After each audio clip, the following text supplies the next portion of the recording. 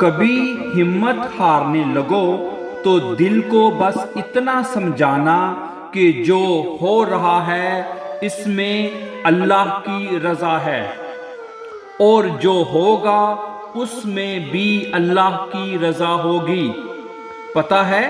ہم بے سکون تب ہوتے ہیں جب ہم اللہ پہ اس طرح یقین نہیں رکھتے جیسے رکھنا چاہیے۔ پھر ہمارا دل بے چین رہتا ہے اور ہر چیز بے معنی اور اداس سی لگتی ہے۔ اس لیے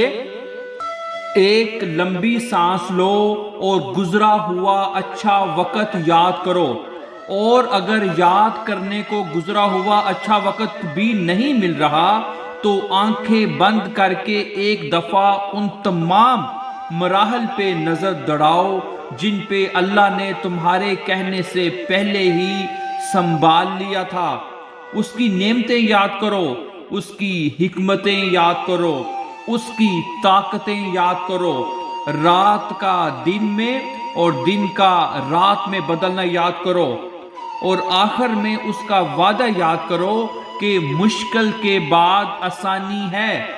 ہر اندھیری رات کے بعد چمکتا ہوا